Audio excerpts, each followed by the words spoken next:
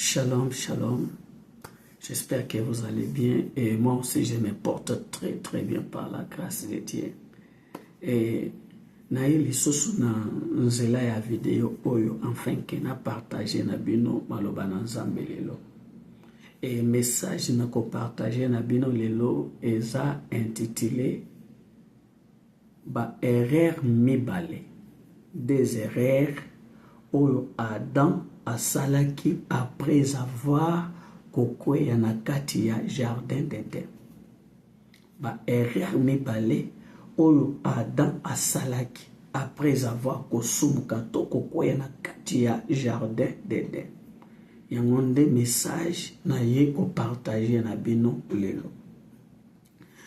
Comme vous le savez, on dit souvent que l'erreur est humaine. Oui, c'est vrai, l'erreur est humaine. Et moi, j'ai toujours considéré l'erreur de l'autre comme une leçon qui me servira pour ne pas tomber dans le même piège que l'autre. Donc, comme l'erreur est humaine, alors selon nga, na considéra ka ba erreur ya baninga mosusu lokola leçon oyo ekosunganga enfin que na koya te na même piège na bango. Bien-aimé dans le Seigneur, biso nyonso toza bato ya masumu. Biso nyonso toza bato ya masumu. Et d'ailleurs, ce que le biki osumu kite, c'est-à-dire oza vraiment moto a lokuta. Parce que Bible ezoloba na 1 Jean chapitre 1 le verset 8, ce qui tolobi ke tosumu kite, tozo komikosa biso moko. Et que vérité ya Nzambe eza kati na biso te. Et Bible ezokende musika pona koloba, tous ont péché et ils sont privés de la gloire de l'Éternel. Toza bato ya masumu. Mais le grand problème, ce n'est pas ton péché. Le grand problème, c'est ton attitude après avoir péché. Ton péché, ce n'est pas un problème. Mais ton attitude après avoir péché, c'est un grand problème. Vous savez, ezana bana na Nzambe bele, ezana basali na Nzambe bele, voire même bandeko na biso bayembi. Ministère na bango ekauka, carrière ekauka, abanda kote ya bien, ministère na ye banda kokende liboso, mais après avoir péché, attitude na bango, et même bokauki na kati ya ministère, et même bokauki na kati ya carrière, et même bokauki même na kati ya misala. Attitude ya moto après avoir péché. Ezana attitude moko oyo eyaka après avoir péché, babengi yango culpabilité. Et culpabilité ezali attitude oyo eyaka pona ko détruire spirituellement vie ya moto.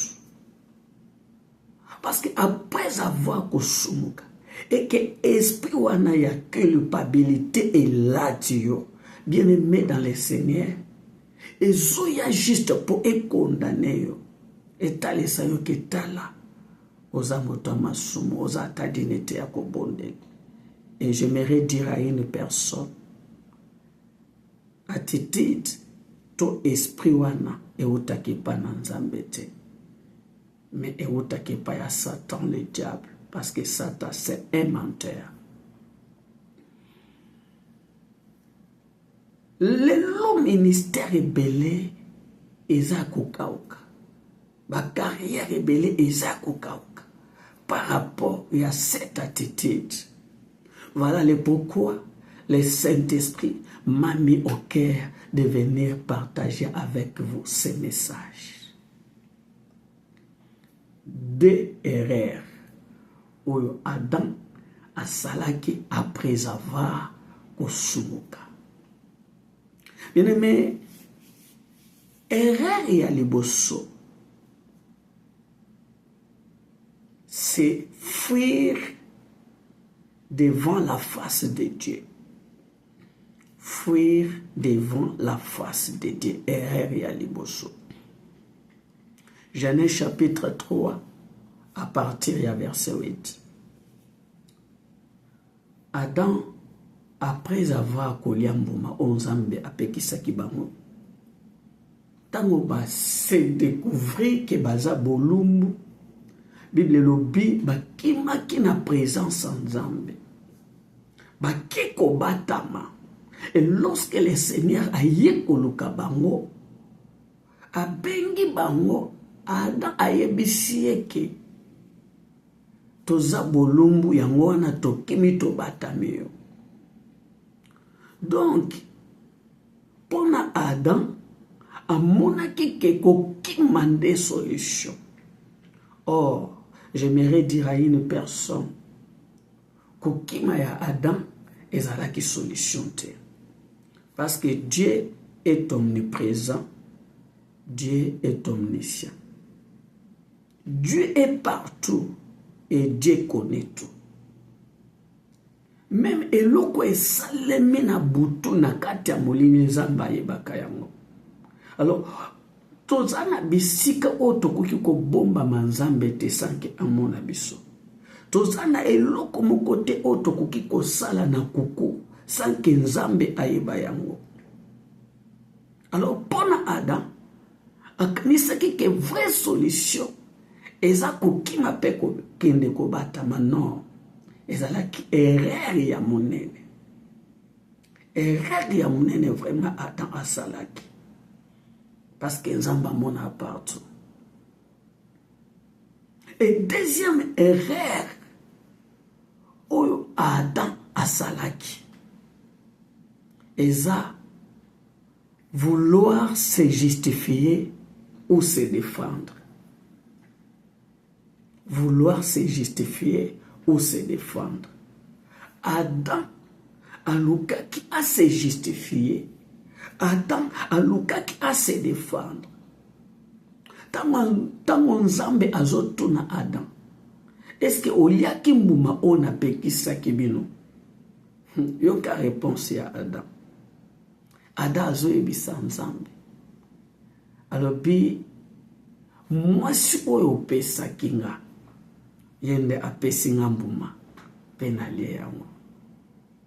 C'est-à-dire Adam alingaki ayebisa nzambe ke faute eza yanga te, erreur eza yanga te, mais faute eza ya yo nzambe. Erreur eza ya yo nzambe parce que tango nazalaki nga moko natikala olia mbuma te. Mais tango kotisika mwasi na vina nga tala lelo na soki wapi na lembo. Or Job a expliqué biso très clairement que nzambe azala na torte. Nzambe azalaka na faute te, nzambe azalaka na erreur te. Nyonso oyo asalaka ezala malamu pona biso. Donc Adam abosanaki que azali boso ya injustificateur. Adam abosanaki que azali boso ya un défenseur par excellence. J'aimerais dire à une personne, le Seigneur est celui qui te justifie. Le Seigneur est celui qui te défend. Bien-aimé dans le Seigneur, peu n'importe ma problème ou ekomélio, un véritable moine nzambe a se justifié à kate. Un vrai serviteur de Dieu a se justifié à kate. Parce que motonyo so azoluka a se justifié, c'est comme si azozwa esika ya justificateur qui est notre Seigneur. Et laisse-moi te dire une chose. Beaucoup la kalisumu te. Ko boko la lisumu eza lokola ko boko la mwana ya kosi. Ko boko la mwana ya lion. Lorsque ozobokola mwana lion, tango aza mwana muke, aza na mino te, amona kake te, omona kake boza bien. Mais lorsque akoli, mino ebimi, akodevore yo.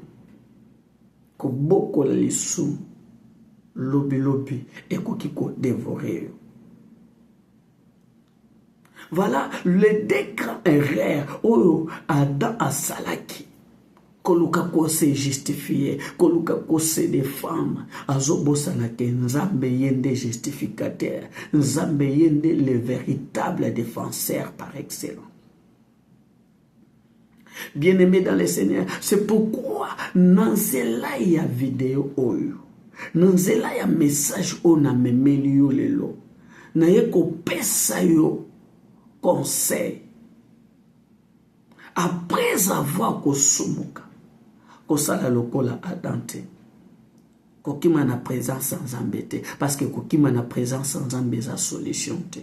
Koluka pete o se justifier, parce que lelo, na monde lelo 21e siècle oyo. Et comme omoni likambo ebimi moto aleki na ba émission, aleki na ba TikTok, ba YouTube, bazosala ba émission ndenge na ndenge pona ko se défendre. Mais wapi esika ya nzambe? Wapi esika ya nzambe? Tika nzambe a justifier yo. Tika nzambe a défendre yo. Des fois bato mokili bazoloba balobela yo mabe kasi bakuta yo na mabete. Ata osali mabe koluka te o se défendre, mais tika nzambe moko a défendre yo, nzambe moko a justifier yo, parce que il est le juste juge. Bien-aimé, na kacha Bible ezana deux exemples très capital au biso esengeli tolanda. Exemple à liboso, eza exemple à David. Na Psaume 51 à partir du 5e verset. David, après avoir kosumuka, kozwa mwasi ya batu ya Uri, pe koboma Uri, David a reconnaître ma benaye. Aye kolele pananzamba lobi, je reconnais mon péché. Je reconnais mon erreur. Donc, meilleure chose à faire, eza ko reconnaître péché na yo, eza ko reconnaître faute na yo, eza ko reconnaître ba erreur na yo. David a zo ebisa nzambe, nazo reconnaître lisumu na nga.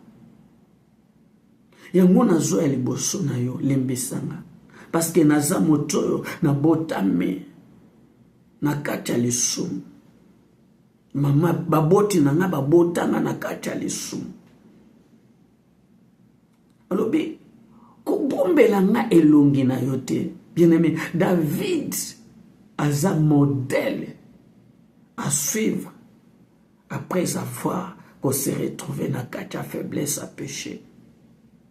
David azolela liboso na nzambe, kokangela nga elongi na yo te, kobotola nga te esprit na yo. Pesanga motema ya peto oyo kosepelisa yo. C'est pourquoi on a remarqué que malgré ma erreur, malgré ma défaut, il y a David, mais Nzambe a continué qui toujours kobenga l'homme selon mon cœur. Et attitude ya mibale. Eza yande kona biso oyo. Il y a Luc chapitre 15. Oya kenda ki musika ya papa na ye. Azwi bosi ake musika papa na ye, ake kosepela, ake kosala makambo nyonso mabe ya bosoto.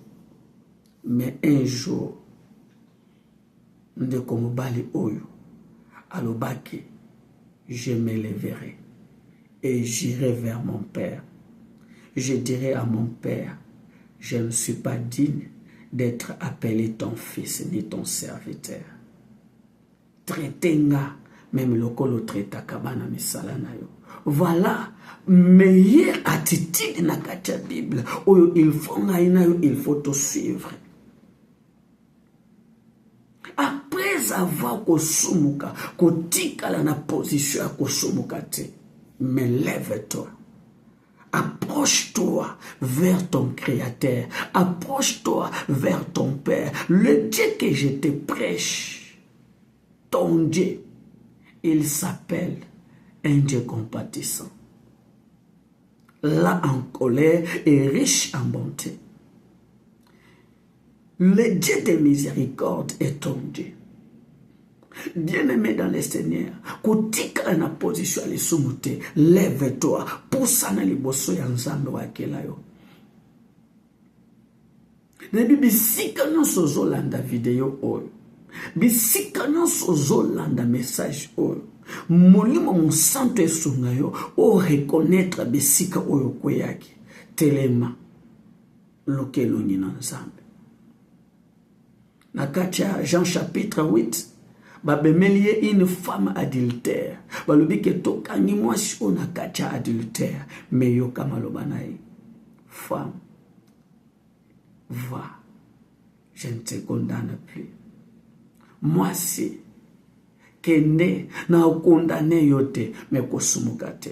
Bien-aimé dans le Seigneur, nzambe na biso aza nzamba mao. Nzambe na biso aza nzamba motema munene. Naloba toujours na bato soki bazoloba ke nzambe aza nzambe ya kanda. Mais na kati ya kanda nzambe grâce ebombama.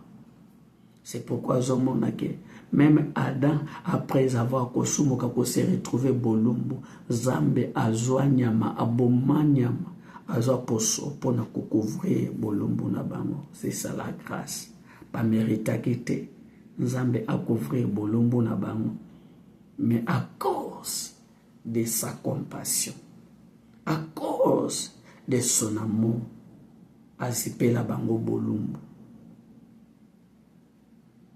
Nanzela vidéo oyo, na yeko yebisa yo, le Seigneur est celui qui te pardonne. Lève-toi, répands-toi, souviens-toi d'où tu es tombé et relève-toi. Que le Seigneur vous bénisse abondamment. Merci.